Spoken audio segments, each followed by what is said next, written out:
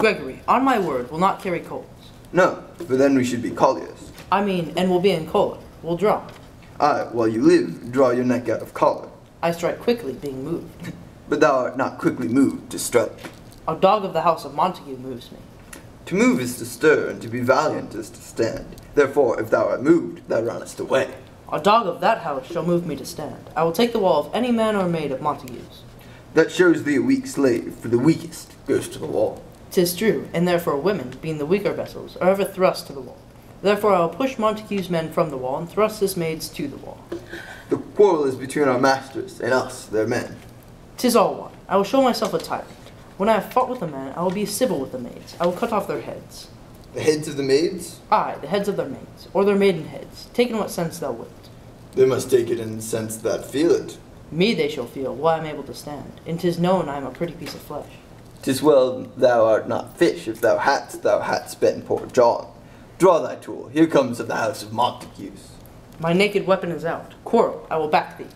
How, turn thy back and run? Fear me not. No, marry, I fear thee. Let us take the law of our sides. Let them begin. I will frown as I pass by, and let them take it as they list. Nay, as they dare, I will bite my thumb at them, which is a disgrace to them if they bear it. Do you bite your thumb at us, sir? I do bite my thumb, sir. Do you bite your thumb at us, sir? Is the law of our side if I say aye? No.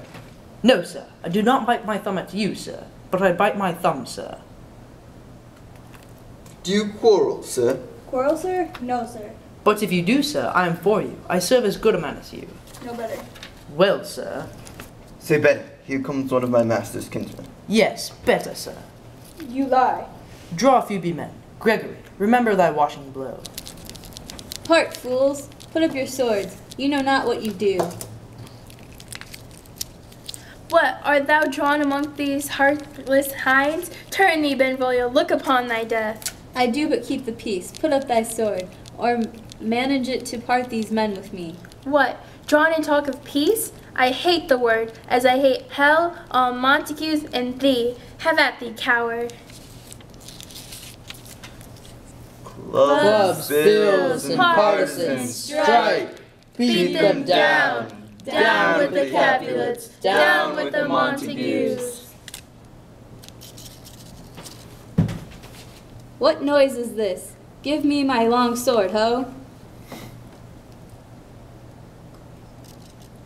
A crutch, why call ye for a sword? My sword, I say. Old Montague is come, and flourishes his blade in spite of me. Thou villain Capulet, hold me not, let me go. Thou shalt not stir 1 foot to seek a foe.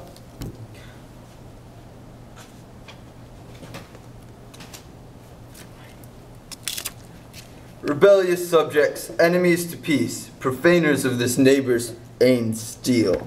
Will they not hear? What ho, you men, you beasts, that quench the fire of your pernicious rage with purple fountains issuing from your veins. On pain of torture from those bloody hands, throw your mistempered weapons to the ground, and hear the sentence of your moved prince. 3 civil brawls, bred of an airy word, by thee, old Capulet and Montague, have thrice disturbed the quiet of our streets, and made Verona's ancient citizens cast by their grave beseeming ornaments, to wield old partisans in hands as old, cankered with peace, to part your cankered hate. If ever you disturb our streets again, your lives shall pay the forfeit of the peace. For this time all the rest depart away. You, Capulet, shall go along with me, and Montague, come you this afternoon, to know our farther pleasure in this case. To old Freetown, our common judgment place. Once more, on pain of death, all men depart. Who set this ancient quarrel new approach? Speak, nephew. Were you by it when it began? Here were the servants of your adversary, and yours, close fighting ere did I approach. I drew to part them, and the instant came the fiery Tybalt with his sword prepared, which, as he breathed defiance to my ears, he swung about his head and cut the winds. Who, nothing hurt withal, hissed him in scorn, while we were interchanging thrusts and blows, came more and fought on part and part, till the prince came, who parted either part. Oh, where is Romeo? Saw you him today?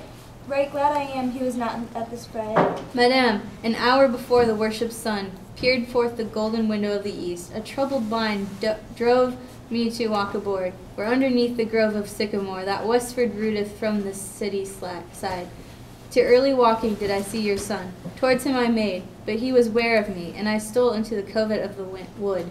I measuring his affections by my own, which then most sought where most might not be found.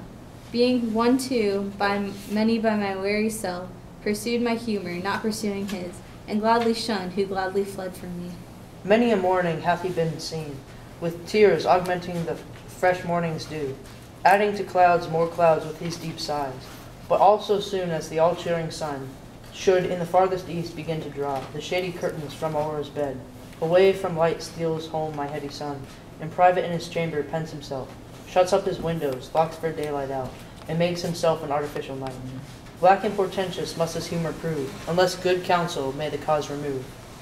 My noble uncle, do you know the cause?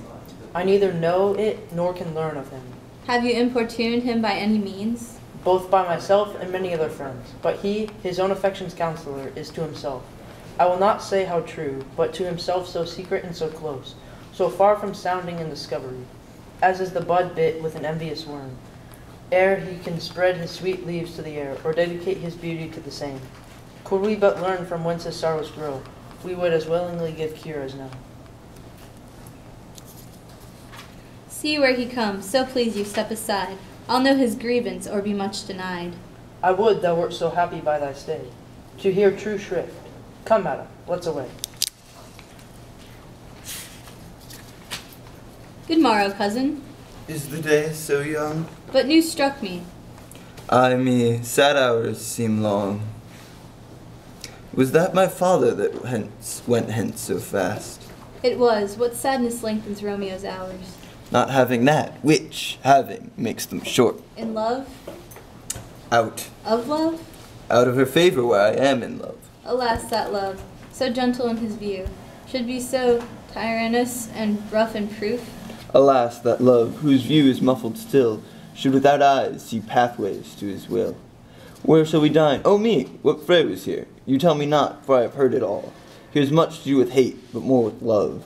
Why then, O brawling love, O loving hate, O anything of nothing first create? O heavy lightness, serious vanity, misshapen chaos of well-seeming forms, feather of lead, bright smoke, cold fire, sick health, still waking sleep, that is not what it is.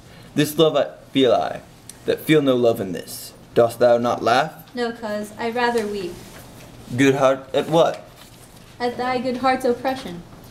Why, such is love's transgression. Griefs of mine own lie heavy in my breast, which thou wilt propagate to have it pressed with more of thine. This love thou hast shown doth add more grief to too much of mine own. Love is of smoke made with the fume of sighs, being purged, a fire sparkling in lovers' eyes, being vexed to see nourished with loving tears. What is it else? A madness most discreet, a choking gall, a preserving sweet. Farewell, my cuz. Soft, I will go along. And if you leave me so, you do me wrong. Tut, I have lost myself. I'm not here. This is not Romeo. He's some other where. Tell me in sadness, who is that you love? What, shall I groan and tell thee? Groan, why no, but sadly tell me who. A sick man in sadness makes his will, a word ill urged to one that is so ill. In sadness, cousin, I do love a woman.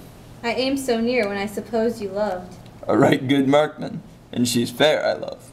A right fair mark, fair cuz, is soonest hit. Well, in that hit you missed. She'll not be hit with Cupid's arrow, she hath Dian's wit. In strong proof of chastity well armed, from love's weak childish bow she lives uncharmed. She will not stay the siege of loving terms, nor bide the encounter of assiling eyes, nor ope her lap to saint-seducing gold. Oh, she is rich in beauty, only poor, that when she dies, with beauty dies her store. Then she hath sworn that she will still live in chaste? She hath, and in that sparing makes huge waste. For beauty, starved with her severity, cuts beauty off from all posterity. She is too fair, too wise, wisely too fair, to merit bliss by making me despair. She hath forsworn to love, and in that vow do I live dead, that live to tell it now. Be ruled by me, forget to think of her. Oh, teach me how I should forget to think. By giving liberty unto thine eyes, examine other beauties. 'Tis the way to call hers exquisite and question more. These happy masks that kiss fair ladies' brows, being black, puts us in mind they hide the fair. He that is stricken blind cannot forget the precious treasure of his eyesight lost. Show me a mistress that is passing fair. What doth her beauty serve but as the note, where I may read who passed that passing fair? Farewell, thou canst not teach me to forget. I'll pay that doctrine, or else die in debt.